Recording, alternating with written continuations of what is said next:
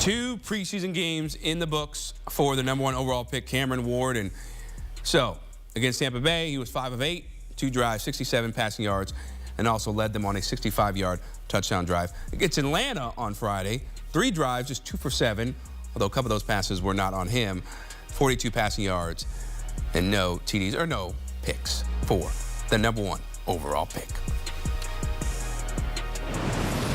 We now welcome in former Louisiana running back Emory Hunt. Last week, Emory, Cam Ward led the Titans on a touchdown drive in his final series.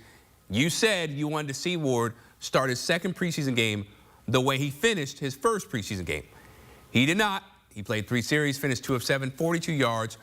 Are they doing it right with Ward through 2 preseason games? I believe so, Chris. And the reason why I like their approach with Cam Ward is because you're expecting him to be the starter. He's unquestioned the #1 guy. So you don't want to have him play a lot in the preseason because that's just adding more games to a full 17-game regular season. So we're talking about the equivalent of playing 19 games if you played him a lot in the preseason. So I like the approach. And these numbers have a little bit of context, man, because he threw 2 dots down the field, deep down the field. Van Jefferson dropped one of them. That would have been a huge play to help extend the drive and keep them on the field. And one he threw out of bounds, but it was right in the bucket in the corner by the pylon. So I think he's doing a really good job. What I love about what I saw tonight was how assertive he was in his decision-making and how he was just trying to find little spots, little corners to fit the football in. And the receivers weren't ready for that type of play.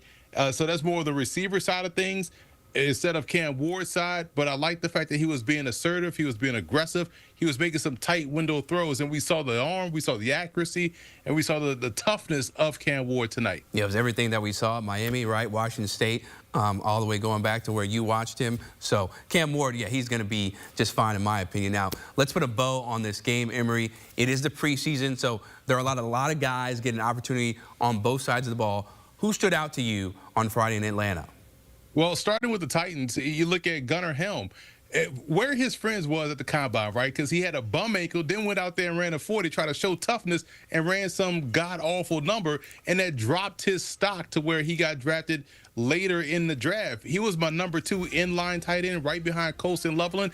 The tape showed that this guy was doing exactly what he did out here tonight for Tennessee. 4 targets, 4 receptions, 48 yards, and a touchdown. So they got themselves a steal late in the draft. He had a fantastic night, just another weapon for a young quarterback in Cam Ward. And on the Falcons side of things, it's always tough for a running back in the preseason or in practice because you're just butting up against defenders. You're not really running through tackles, so you're not really getting a good gauge of what you're doing out there on the field. But in the preseason game, all bets are off. And that's why I love what I saw from Nate Carter, the undrafted rookie free agent out of Michigan State. Had 9 carries, 63 yards, a touchdown, had a nice 38-yard run, a 48-yard run, and also had 2 catches on the night as well for 9 yards. So I thought he did a lot to try to battle with Jashawn Corbin, who led the UFL in rushing this spring. You talk about adding games on the body. He just played 10 games. So Nate Carter's coming in fresh and has had a really good night. You see that big run right there, showed the vision, showed the burst.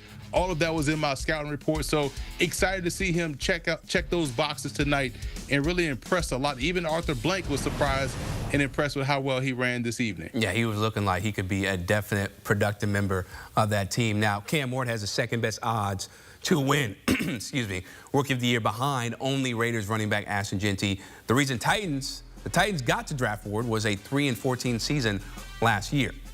So when you think about how this Titans team is set up, Emory, what would define a successful rookie campaign for Mr. Ward? More touchdowns than picks. That's easy, right? But definitely having this team going in the right direction, having some wild plays, showing that, hey, he is a quarterback of the future, which I believe he is. And I do like the fact that he's second on this list. He's still being underrated despite being a #1 overall pick. That's why we're here to talk about it.